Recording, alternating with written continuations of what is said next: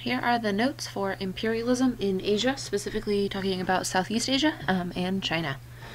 So first of all, recognize where some of the major countries are. India is right here in green. China is the first pregnant-looking belly in Asia. The second one above the North and South Korean peninsula is going to actually be Russian territory. Japan is out to the side. The Philippines are down here, which are going to become U.S. territory, and Indonesia at the bottom. And then on your map on the notes, the line with arrows is called the Pacific Rim. So all of the countries that we're going to talk about are on the edge of the Pacific Rim. And so I just want you to know where that is for the notes for when we talk about it. Now in Asia, what's going to be created, the form of imperialism, is going to be called a sphere of influence.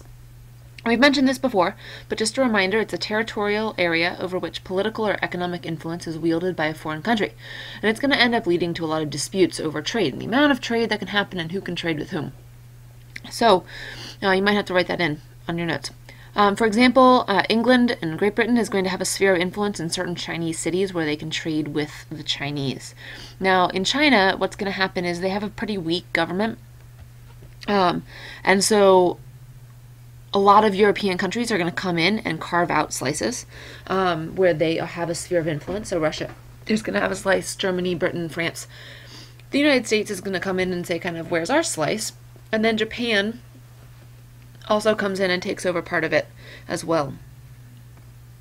Here's another map. You can see kind of where different areas. China is this whole area, but you can see how the British have a sphere of influence here. It's not a colony, it's just a sphere of influence. The French have a sphere of influence here, and then a colony of French Indochina. The Germans have a sphere of influence up here.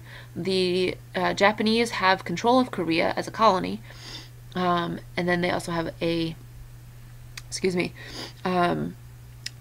of influence up here near Manchuria, which is going to lead to a little war between Russia and Japan. Now, what ends up happening between China and England, you can tell how England has some of the biggest sphere of influence, is what's called the Opium Wars. It's going to be started over disputes over trade between China and England. Going to lead to two different wars. China is going to prohibit buying opium. Remember, the English grow opium in India. Comes from poppy seeds. It is a drug, it is addictive, and it's a drug that makes people high, kind of like cocaine or something, and it's going to cause a lot of problems in England. So it does cause some problems in England, but in China it's going to cause a lot of problems. Now, England is making a lot of money off of it, and so they don't want to stop selling it. They want to keep selling it to make all this profit. But China realizes that it's really affecting their social life because so many people are high on opium that they're not doing jobs and working and taking care of their family and things like that. So they want England to stop selling it. And so China is actually going to stop all trade. And you're going to need to watch a video and answer some questions about this, about the Opium Wars and what exactly happens. And so England basically gets fed up with China stopping it. England attacks China and ends up winning. Now, England is going to dictate the terms of the treaty between both the First and Second Opium Wars. And China ends up actually losing out as trading is going to continue on England's term, and England kind of proves that they're more powerful. They don't ever end up taking over China. They do get Hong Kong in one of the treaties, but China is going to be further divided into spheres of influence. They're trying to, remember, be isolated to protect themselves from any Western influence. They believe that they themselves have the superior culture and superior trade. And so they don't want all of this influence, but they're going to end up not having a choice after the two Opium Wars. Another thing that happens about 40 years later is the Boxer Rebellion. Because of more foreign influence, a group called the Boxers, who are nativists, they are anti-foreign, they're going to revolt in 1900 against all of this foreign influence, and they're actually going to be killing foreigners, including missionaries and diplomats and any trader that's there. Now, the Europeans are going to come in and put down the revolt. It's mostly led by British forces. The Americans actually send some forces over as well to help put down this revolt. And so they're kind of emphasizing that they still have power in China. They still have these spheres of influence, and they need to be listened to, which is not exactly fair for the Chinese. But that's what's going on. Now, in class, we're going to do a web quest so that you look at the Boxer Rebellion and the Opium Wars in a little bit more detail than just this. This is just an introduction. But how does the U.S. get involved? Quick thing about Asia is the U.S. is going to help open Japan. Japan was isolated since the Tokugawa era. Remember all of that stuff back from September. And so Japan is going to use, U.S. is going to use military threat against Japan. Matthew Perry is an admiral. He's going to sail some warships up into Edo Bay, which is where Tokyo is today, and basically say, if you don't open your doors to trade with us, then we will basically bring our warships back in a year. So you have a year to think about it, and we will fire on your city and probably destroy it, because most everything's made out of wood. So the Japan is actually going to agree. They realize they don't really have the power against the Americans, and so they say okay. And that opens up Japan. Now the U.S. is also going to annex Hawaii and add Hawaii as a territory of the United States. They want to make money from the sugar plantations that are in Hawaii. They also grow pineapples. And this is going to cause a whole problem with the Queen, Liliuokalani, who controls Hawaii. Hawaii had its own monarchy before the U.S. got involved. And so Hawaii becomes a U.S. territory and will get statehood in the 1950s after World War II. So surprisingly, when Pearl Harbor is attacked during World War II, Hawaii is not an actual state yet. They are still just a territory, something most people didn't really know. So that's the quick story of Asian imperialism. Hang on one sec and we will get to the effects of imperialism. So this is the second part of the notes in the packet. You probably got a big packet in class. But so we're looking at, why does imperialism matter today? What are the effects of imperialism overall? Well, there are going to be some positive impacts.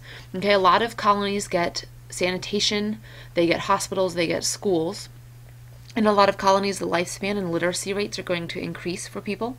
We're going to see a lot of economic growth in these areas. We're going to see new African products created. Peanuts are going to be a huge product.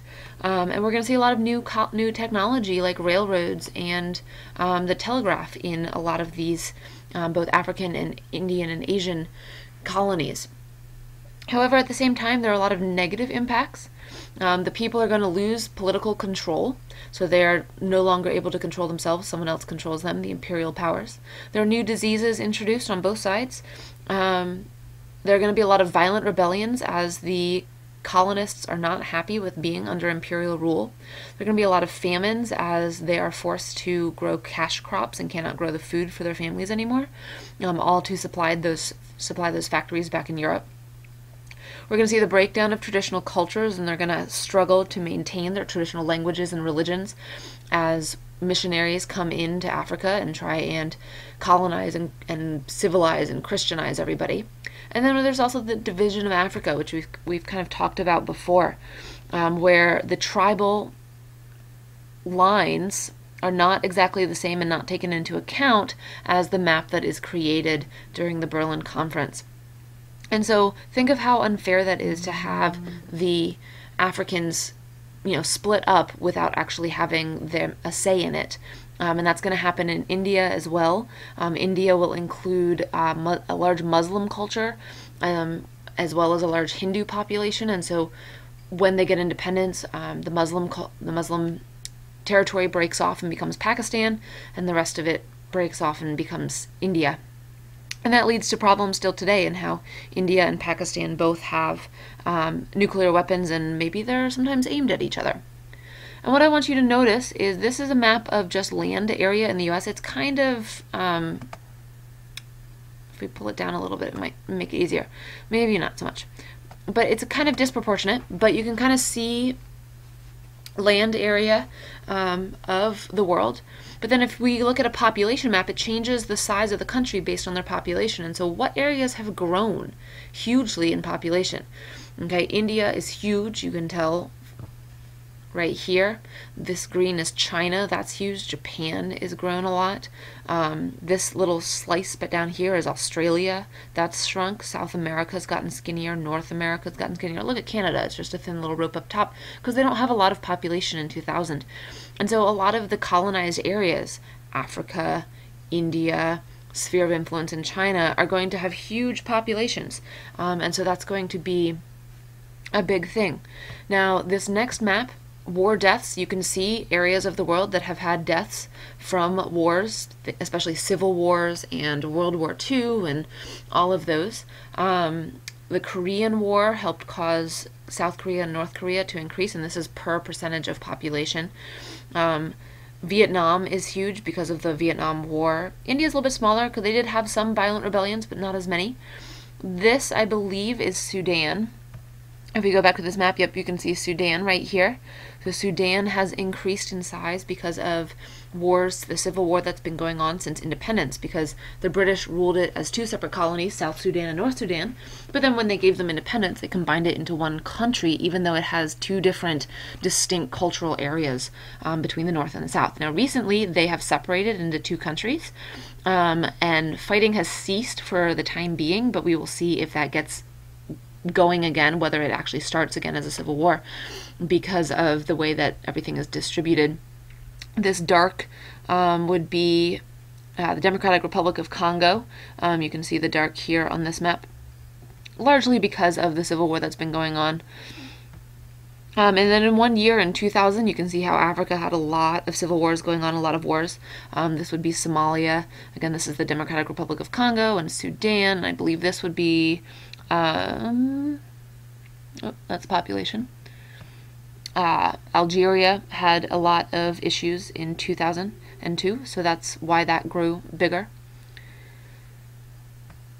And then poverty. Okay, what areas have the most amount of poverty? Obviously, the U.S. is tiny, and this is per percentage of population. India is huge. China's a little bit bigger. Nigeria is huge. Democratic Republic of Congo is pretty big. And so what do you notice about all of these maps, okay, that are enlarged compared to actually just having a map of the geography? What do you notice about all of that?